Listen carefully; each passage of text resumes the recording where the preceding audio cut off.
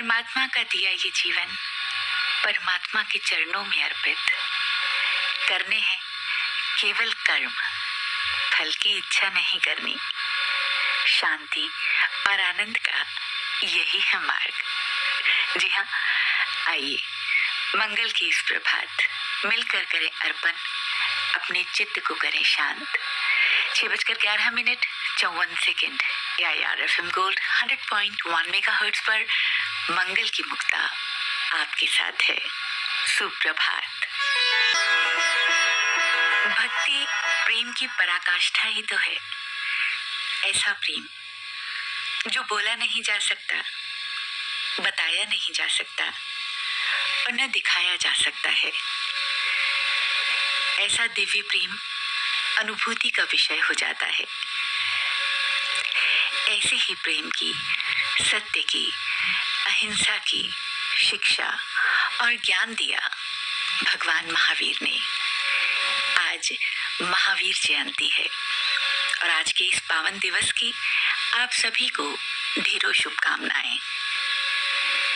ऐसे श्रेष्ठ महात्माओं के जीवन को जानना, उन्हें सुनना ही अपने आप में बहुत पावन होता है। आज के इस दिन भगवान महावीर के जीवन पर प्रकाश डालने के लिए, उनके बारे में और जानने के लिए आइए प्रीति मोहन की बातचीत सुनते हैं डॉक्टर इंदु जैन के साथ। नमस्कार, आप सभी को विशेषकर आज के दिन के लिए शुभकामनाएं। और आज का दिन हम सब के लिए विशेष है और जब हम किसी के आदर्शों को फॉलो करते हैं और उन्हें समझते हैं और कुछ जानने की, कुछ समझने की कोशिश करते हैं तो वाकई में सब कुछ बहुत बेहतर हो जाता है। महावीर त्रयोदशी की शुभकामनाएं आप सभी को जो गोल्ड परिवार से जुड़े हैं। आकाशवाणी का गोल्ड परिवार हमेशा आपके साथ होता है और आज हमारे साथ स्टूडियो में है डॉक्टर इंदु जैन। डॉक्टर साहब, आपका बहुत बहुत स्वागत करना चाहेंगे FM गोल्ड के स्टूडियो में। नमस्कार प्रीति जी, और मैं भी सभी को भगवान महावीर जन्म कल्याणक महामहोत्सव की शुभकामनाएं देती हूँ, महावीर त्रयोदशी की शुभकामनाएं देती हूँ। जी, इससे पहले कि हम और बातें करें, मैं अपने सुनने वालों को जरूर बताना चाहूंगी, आप लेखिका हैं, मोटिवेशनल स्पीकर हैं और विदुषी रत्न से सम्मानित हैं, जैन प्रतिनिधि हैं और साथ ही साथ ये कहें कि शाकाहार की प्रचारक हैं तो अतिशयोक्ति ना होगी। और इतने सारे काम आपने किए और आप आगे बढ़ रही हैं।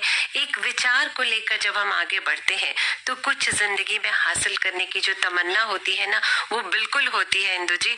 और जब हम जैन धर्म की बात करते हैं तो जैन धर्म में कितने तीर्थंकर हुए? प्रीति जी, जैन धर्म में 24 तीर्थंकर हुए हैं और जैन धर्म जो है वो अनादि निधन है। भूत, वर्तमान और भविष्य सदैव जैन धर्म में 24 तीर्थंकरों की परंपरा है। मतलब पहले भी 24 तीर्थंकर हो चुके हैं, वर्तमान में भी हैं और भविष्य में भी होंगे, इसका स्पष्ट उल्लेख मिलता है। तो वर्तमान समय के 24 तीर्थंकर जो है, भगवान आदिनाथ तीर्थंकर आदिनाथ ऋषभ देव से ये परंपरा शुरू होती है। वो प्रथम तीर्थंकर रहे। उनके जो पुत्र, ज्येष्ठ पुत्र थे भरत, चक्रवर्ती भरत, उनके नाम पर इस देश का नाम भारत पड़ा और उन्होंने अपनी ब्राह्मी सुंदरी 2 पुत्रियों को अंक कला और अक्षर कला सिखाई। ब्राह्मी को अक्षर कला सिखाई, जिससे अभी सभी लिपियां जो देवनागरी लिपि वगैरह, जितनी भी गुरुमुखी लिपि ये सब लिखी जाती हैं, उनका जन्म हुआ। वो ब्राह्मी लिपि उसकी माँ है।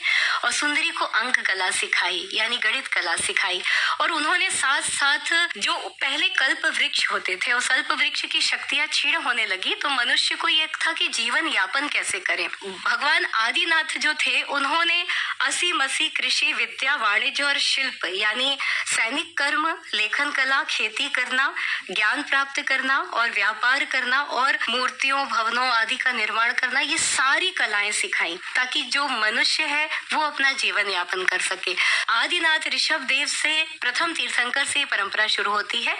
23 तीर्थंकर तक हुए। उसके बाद 24वें तीर्थंकर यानी वर्तमान समय के अंतिम तीर्थंकर भगवान महावीर थे। और भगवान महावीर ने फिर इस परंपरा को आगे बढ़ाया, इसका प्रवर्तन किया और जैन धर्म में जो भी बातें या सिद्धांत बताई गई हैं, उनका प्रचार प्रसार किया। आपने इतनी सारी बातें बताई और मुझे ऐसा लग रहा है कि उनका जन्म कब हुआ, कहाँ हुआ, ये जानने की एक अंदर से इच्छा है और मुझे लगता है हमारे श्रोताओं को भी होगी। और इंदु जी ने इतना ज्ञान अर्जित किया है, इतना कुछ पढ़ा है, इतना कुछ जाना है, इतना कुछ सीखा है, तो आज ये बातें जानना बहुत जरूरी हो जाता है। आपसे क्या कहना चाहेंगी? प्रीति जी, मैं निश्चित रूप से ये बताना चाहूंगी कि हम लोग उस धरा पर हैं जहाँ पर ऐसे तीर्थंकर का जन्म हुआ। और भारत में आपने देखा होगा कितनी सारी परंपराएं हैं, जो महान विभूतियां हैं उन्होंने भारत की धरा पर ही जन्म लिया। वैशाली वहाँ के कुंड ग्राम में चैत्र शुक्ल त्रयोदशी को उत्तर फाल्गुनी नक्षत्र में बालक वर्धमान के रूप में भगवान महावीर का जन्म हुआ। और ऐसी एक पवित्र आत्मा ने जन्म लिया जिन्होंने भगवान के रूप में जैन धर्म के 24वें तीर्थंकर के पद को प्राप्त किया। और एक बहुत ही अच्छी बात मैं आपको बताना चाहूंगी, रामधारी सिंह दिनकर जी ने लिखा है, उनके जो जन्म स्थान है उसके विषय में लिखा है, वैशाली जन का प्रतिपालक, गण का आदि विधाता, जिसे ढूंढता आज देश उस प्रजातंत्र की माता। रुको एक क्षण पथिक यहाँ, मिट्टी को शीश नवाओ, सिद्धियों की समाधि पर फूल चढ़ाते जाओ। बहुत खूब। इंदु जी, सुख दुख आनंद कष्ट ये मनुष्य के साथ लगा रहता है। जी। और सारी चीजें इसी धरती पर सबको मिलती है, और कभी सफलता, कभी आप विफल हो जाते हैं अपने काम में, तो सारी चीजें चलती रहती है। लेकिन जब हम उपदेशों को सीखते हैं, समझते हैं और उन्हें जानने की कोशिश करते हैं, तो जिंदगी को बेहतर करने की पूरी कोशिश होती है। तो मैं चाहूंगी कि कुछ ऐसी बातें हम सबके साथ साझा कीजिए। भगवान महावीर ने तप किया, त्याग किया, तपस्या की, और उनका सर्वोदय सिद्धांत जो था, पूरी पृथ्वी के कण कण कल्याणकारी रहे, मंगलकारी रहे, ये भावना उनकी थी। उन्होंने जो उपदेश दिए वो पूरे विश्व के लिए कल्याणकारी हैं। उनका निर्वाण जो हुआ वो 2549 वर्ष पूर्व कार्तिक चतुर्दशी को ब्रह्म मुहूर्त में 72 वर्ष की अवस्था में बिहार प्रांत में स्थित पावापुरी से उनका निर्वाण हुआ। और आपको एक विशेष बात मैं बताना चाहूंगी कि उसी दिन से, जिस दिन उनका निर्वाण हुआ था, उसके दूसरे दिन से ही नव संवत्सर शुरू हुआ। सर्व प्राचीन संवत्सर श्री वीर निर्वाण संवत्सर के नाम से प्रचलित है, और ये बहुत ही धूमधाम से मनाया जाता है। और अगले वर्ष 2550वां निर्वाण उत्सव मनाया जाएगा अगले वर्ष। जी, जितने भी संवत हैं उसमें ये सबसे, जैसे 2550वां संवत है, वीर निर्वाण संवत के नाम से इसको जानते हैं। और जब भगवान महावीर का निर्वाण हुआ था तो लोगों ने खुशी में दिए जलाए थे। इसी उपलक्ष्य में हम लोग दीपावली पर्व भी मनाते हैं। अच्छा, ये कुछ विशेष जानकारी रहती है जो आपने बताई, जो जरूर श्रोताओं तक पहुंचनी चाहिए। जी, हम उपदेशों का जिक्र कर रहे थे, क्योंकि जब हम कोई चीज समझते हैं और उस पे चलने की कोशिश करते हैं तो जिंदगी बहुत बेहतर हो जाती है। बिल्कुल। और उनकी सीख हमारी जिंदगी को वाकई में बेहतर कर देती है। देखिए प्रीति जी, मैं आपको बताऊं, भगवान महावीर के जो मूलभूत सिद्धांत हैं, वो सिद्धांत है अहिंसा, सत्य, अस्तेय, अपरिग्रह, ब्रह्मचर्य। ये सभी सिद्धांत जो हैं वो मनुष्य को जीवन जीने की कला सिखाते हैं। अब आप ये देखिए, भगवान महावीर जिस समय उनका जन्म हुआ उस समय वर्तमान परिस्थितियां ठीक नहीं थी। उस समय भगवान महावीर ने जन्म लेकर एक अहिंसा की क्रांति की, नारी उत्थान की बात की। उनकी प्रथम गणनी थी चंदनवाला, जिन्होंने उनको आहार दिया था और उन्होंने उनका उद्धार किया था। जब बात आती है अहिंसा की, तो सबसे पहले बात, अगर हम अहिंसा की बात करते हैं तो कहा जाता है कि भाई किसी को नहीं मारना अहिंसा है। भगवान महावीर ने उपदेश दिए, उसमें है सूक्ष्म अहिंसा की बात की गई। उन्होंने कहा मन में किसी के लिए बुरा सोचना भी हिंसा है। मन, वचन और कर्म से आपको अहिंसा का पालन करना है, तभी आप सही रूप में अहिंसा का पालन कर पाओगे। यानी कि मन से किसी के लिए बुरा नहीं सोचना, वचन से हित मित प्रिय वचन बोलना। ऐसे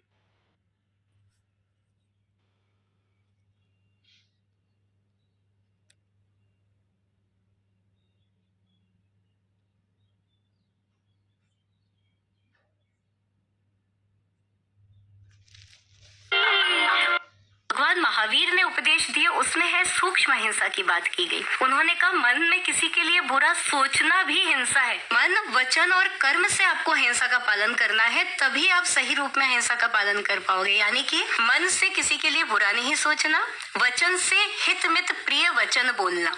ऐसे वचन बोलना जो किसी के लिए कष्टकारी ना हो। वचन से आप अहिंसा का पालन करो, और कर्म यानी कि आप शारीरिक रूप से किसी को ना सताओ, सत्य वचन बोलो, अस्तेय आप चोरी ना करो, अपरिग्रह कम संग्रह करो। मतलब जितनी आवश्यकता है, आपने देखा होगा आजकल लोग ये भी खरीद लो, वो भी खरीद लो, पता नहीं कितनी सारी चीजें खरीद लेते हैं, जबकि उनको आवश्यकता नहीं होती है, घर में पड़ा रहता है।